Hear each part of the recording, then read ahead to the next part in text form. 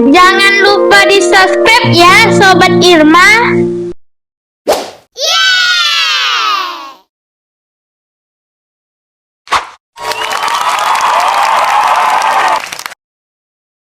Assalamualaikum warahmatullahi wabarakatuh. Alhamdulillahilladzi arsala rasulahu bil huda wa dinil haqq liyudhhirahu 'ala ad-dini kullihi wa kafaa billahi shahida. Asyhadu an la ilaha illallah wahdahu la syarika lah wa asyhadu anna Muhammadan abduhu wa rasuluhu la nabiyya ba'dahu. Allahumma shalli wa sallim ala Muhammad wa ala ali Muhammad. Rabbi shrah li sadri wa yassir li amri wahlul 'uqdatam min lisani yafqahu qawli.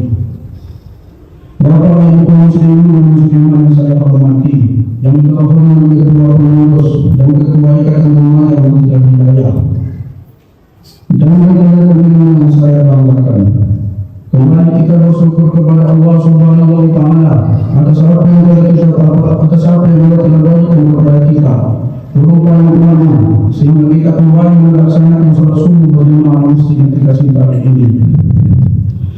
Kita bersyukur juga kita kembali dapat berjumpa dengan bulan Ramadan.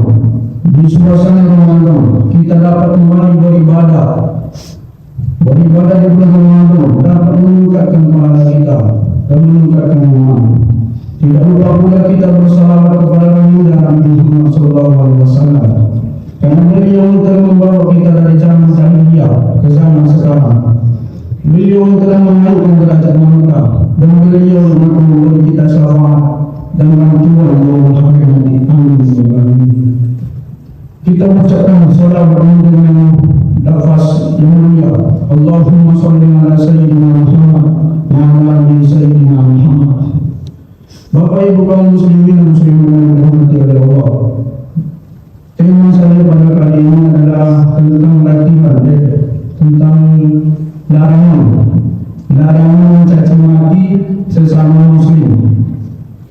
Bapak Ibu kaum muslimin dan muslimat yang dirahmati oleh Allah, Allah Subhanahu wa Ta'ala melarang kita mencaci maki sesama muslim, memusuhi sesama muslim. Rasulullah juga melarang dalam hadis yang berbunyi, sibabul muslimin fusuqun wa qitalun kufrun. Mencaci maki sesama muslim itu adalah fasik, kata Rasulullah. Fasik itu adalah dosa ketika kita mengetahui dosa tetapi tidak mengalaminya. Itu adalah fasik atau kufur. Mencaci maki sesama muslim adalah fasik, kata Rasulullah, dosa yang sangat dibenci oleh Allah. Dan memerangi adalah kafir. Maksud memerangi di sini bukan membunuh dan berperang. Maksud memerangi di sini adalah memusuhi sesama muslim.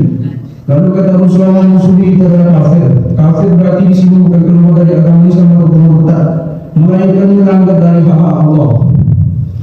Yang dilanggar itu berupa apa yang telah Allah tetapkan bahwa sesama muslim ini adalah saudara, tetapi kita melanggarnya. Allah sangat membenci itu. Sesungguhnya Allah berfirman dalam Quran surah Al-Hujurat ayat 10, Innamal mu'minuna ikhwatun fa'aslahu baina akhawayni wattaqullaha la'allakum turhamun. Sesungguhnya orang-orang mukmin itu telah dijadikan sebagai satu saudara, dan maka damaikanlah apa saudara kamu yang berselisih. Allah menyebut kita di situ sebagai satu saudara. Allah menjadikan kita sebagai satu saudara. Lalu Allah menyebut kita damai bagi orang yang berselisih. Maksudnya adalah bagi orang yang bermusuhan dan memusuhi satu sama lain. Allah Subhanahu wa Ta'ala menegaskan, maka damaikanlah. Maka Bapak Ibu yang masih memiliki musuh atau memusuhan kepada sesama muslim, maka damaikanlah, kata Allah. Rasulullah juga menegaskan, ada kisah pada zaman Rasulullah ketika sahabat berkumpul di majelis, mereka selalu mengeluarkan pendapat. Ketika Abu Bakar mengeluarkan pendapatnya, dibantah oleh bin Rabah. Lalu mereka berdua bercekcok atau berdebat sehingga keluar dari mulut Abu Bakar yang aswad, artinya bayang orang berkulit hitam. Abu Bakar mengatakan itu kepada Bilal. Ketika Bilal mendengarkan hal tersebut, Bilal langsung mengadu kepada Rasulullah, menyampaikan hal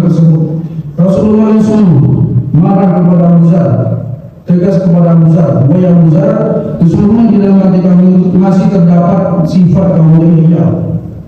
Sifat kaum jahiliyah ini adalah Bapak Ibu, sifat yang bodoh, yang dimana pada zaman Rasulullah masalah ini tidak disebut bodoh, melainkan letak jahiliyah itu adalah mereka melakukan hukum atau mendapatkan ilmu tanpa petunjuk dari Allah. Dan ketika mereka mendapatkan petunjuk dari Allah, mereka menentangnya. Itu disebut jahiliyah. Maka Rasulullah mengatakan kepada Abu Zar bahwa sesungguhnya di dalam hati kamu itu masih terdapat sifat kaum jahiliyah, yang berarti mencaci maki sesama muslim itu, memusuhi sesama muslim itu adalah sifat dari kaum jahiliyah. Ketika Abu Zar mendengarkan nasihat dari Rasulullah SAW, Abu Zar langsung takut, cemas, meletakkan pipinya di atas tanah. Dia meletakkan pipinya di atas tanah dan mengatakan, demi Allah, aku tidak akan mengangkat kedua pipiku sebelum bila mengangkatkan kakinya di atas kakiku. Dan bila langsung menginjakkan kakinya di atas pipi Abu Zar. Maka daripada itu, Ibu, sifat memaki sama muslim ini itu adalah sifat dari kaum jahiliyah. Dan dimana kalau kita masih melakukan itu, maka kita termasuk orang-orang jahiliyah. Allah Subhanahu wa taala berfirman dalam Quran Surah, janganlah kamu mengolok-olok satu sama lain, janganlah kamu mencela satu sama lain, dan janganlah kamu memanggil dengan panggilan yang buruk, karena seluruhnya panggilan adalah fasik. Maksud dari ayat ini adalah kita dilarang untuk memanggil orang dengan nama yang buruk, dengan panggilan yang buruk, karena panggilan yang buruk itu kata Allah adalah fasik. Fasikkah dia adalah sudah tahu salah tetapi masih tetap melakukannya, itu adalah fasik. Allah juga mengatakan di surat ini, sesungguhnya sifat-sifat itu adalah perbuatan yang zalim. Perbuatan yang zalim adalah salah satu dari dosa besar. Jadi kalau kita mencaci sesama muslim, menghina sesama muslim, mencela sesama muslim, itu adalah zalim. Maka daripada itu, Ibu, kalau kita masih merasa pernah bermusuhan atau memusuhi sesama muslim atau mencela sesama muslim, maka cepatlah kita minta maaf, saling bermaafan, maka damaikanlah kata Allah. Karena sesungguhnya kalau kita masih bermusuhan di bulan Ramadan ini, bisa jadi puasa yang kita laksanakan satu bulan tersebut, ibadah yang kita laksanakan pada satu bulan tersebut tidak diterima oleh Allah. Percuma saja kita puasa selama ini, Bapak Ibu, kalau kita masih bermusuhan, memusuhi, mencaci maki sesama muslim. Walaupun kita tidak menyadarinya, Bapak Ibu, terkadang keluar dari mulut kita itu sesuatu yang menyakiti hati seseorang. Jika hati seseorang itu tersakiti, maka kita menjadi orang yang zalim. Orang yang zalim ketika menzalimi seseorang dan orang yang zalimi tersebut sakit hati, maka doa yang dibaca tersebut akan dikabulkan oleh Allah, dan orang yang menzalimi tersebut doanya tidak akan diangkat oleh Allah. Maka daripada itu, Bapak Ibu, kalau kita masih merasa menzalimi orang, hendaklah kita minta maaf kepada mereka. Dan kalau kita merasa pernah dizalimi, maka maafkanlah mereka. Kita doakan mereka tentang kebaikan, karena Rasulullah selalu dizalimi oleh kafir-kafir Quraisy, tetapi Rasulullah selalu memaafkan mereka. Rasulullah selalu berhati kepada mereka, terutama pada perang Uhud, dan di mana Rasulullah dikalahkan oleh kafir Quraisy. Tetapi Rasulullah tak berhati, walaupun pamannya tercinta Hamzah bin Abdul Muttalib dibunuh secara tragis, dibunuh secara sadis, tetapi Rasulullah selalu mendoakan mereka dengan kebaikan. Rasulullah selalu melaksanakan solat yang menggunakan doa kunut nazilah. Doa kunut nazilah itu adalah doa kunut yang dibaca ketika mendapatkan musibah atau bencana alam atau terjadi peperangan. Rasulullah selalu membacakan doa tersebut supaya kafir Quraisy menjadi lebih baik. Dan ketika itu orang yang membunuh paman Rasulullah tersebut, dia mualaf, dia masuk Islam dan meminta maaf kepada Rasulullah. Tetapi Rasulullah sangat rendah hati. Rasulullah memaafkannya walaupun di dalam dunia masih ada kekecewaan. Maka daripada itu, Bapak Ibu, kita disuruh oleh Rasulullah SAW untuk saling bermaaf-maafan. Apalagi di bulan Ramadan ini, bulan penuh keberkahan, bulan penuh ampunan, Kita harus saling bermaaf-maafan. Karena kalau masih ada orang yang kita sakiti, artinya puasa kita bisa jadi diterima oleh Allah. Doa kita tidak diangkat oleh Allah. Doa kita tidak akan dikabulkan oleh Allah. Dan Bapak Ibu, walaupun kita tidak menyadarinya ataupun kita lupa, maka kita minta doa kepada Allah, kepada orang yang kita sakiti tersebut bisa memaafkan kita. Dan juga Allah berfirman di dalam Quran surah Al-Hujurat ayat 12. Di situ ada larangan janganlah kamu berprasangka, karena sebagian berprasangka itu adalah dosa. Maksud sebagian berprasangka itu adalah berprasangka buruk, dan berprasangka sebagian yang lain adalah berprasangka yang baik. Maka berprasangka yang buruk kata Allah pada saat itu adalah berprasangka yang buruk. Jadi Bapak Ibu, kalau kita berprasangka buruk kepada seseorang atau suzon kepada seseorang, itu adalah dosa kata Allah. Maka janganlah kita saling berburuk sangka.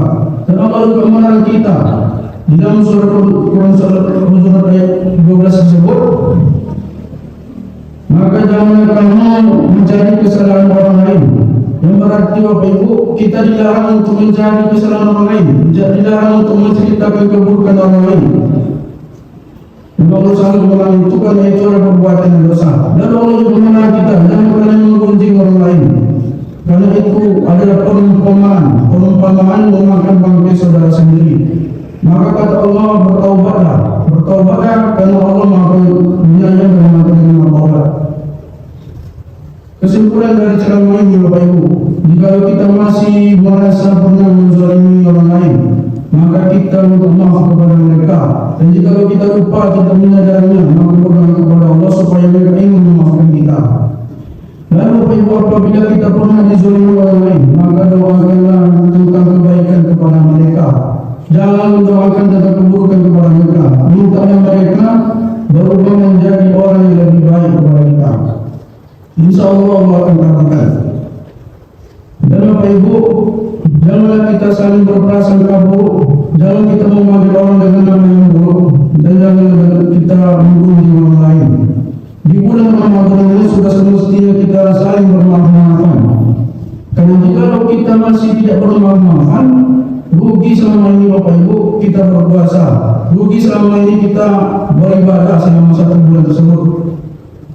Maka daripada itu Bapak Ibu,